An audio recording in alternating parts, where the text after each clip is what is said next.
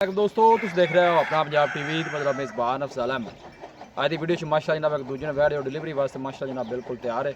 सब तो पहले मेरा कैमरामैन जनाब तुम वैट दिखाएगा तो मजीद गलबात करांगे मालिक के नाल कि की डिमांड करते हैं। जी कैमरामैन साहब अलग क्वालिटी के जानवर मिलते हैं जनाब अपना पंजाब टीवी के यार माशाल्लाह जनाब जानवर और फुल साइज माशा जनाब जानवर है। चला फरा के जनाब तसल्ली कराने चोलोस्तानी माशा जनाब क्रॉस जे क्रॉस ब्रीड का माशा जनाब जानवर भाई उमर नस्ल केड़ी है केड़ा केड़ा क्रॉस ये भाईजान चोलोस्तानी ते फ्रीजियन दा क्रॉस जी चोलोस्तानी ते फ्रीजियन माशाल्लाह आर्डर भी जनाब बड़ा खूबसूरत।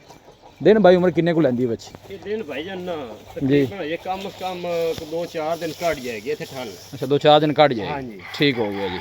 पिछले बार का की मिल्किंग रिकॉर्ड है भाई उम्र ये भाईजान 20 तो 22 लीटर दूध दा बचोंदे रहे 20 तो 22 लीटर। हां जी बगैर जेड़ा ना खल वंडे तो माशाल्लाह बड़ी चुआई चुई बड़ी सुथरी थना छना दी ओके पता नहीं को लेनी देनी छट्टा पारा नहीं है। लो जी थन चेक करने ने माशाल्लाह मज्जा वाले जनाब काले जनाब वैड नु थन लगे ने बड़ी बाडी दा माशा जनाब जानवर है और कोई बादशाह नहीं पाई साफ सुथरा जनाब आर्डर। अगे जेड़ा मौसम आंदा पे उस मौसम च इहो जेह्ड़े जानवर ने उन्हें काम देना है जी।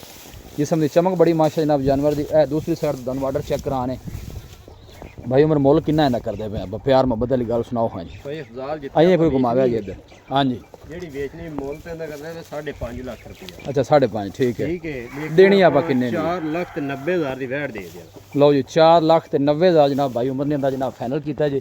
क्रॉस ब्रीड का जानवर है। पिछले बारे का जो मिल्किंग रिकॉर्ड है जनाब वो 22 लीटर का इस तरह जी खना छना दी ओके जी वो जी अपनी गारंटी है आपके घर दी बच्ची है। अच्छा घर दी है ठीक हो गया। लो जी थना की माशाल्लाह जनाब भाई की गारंटी जी।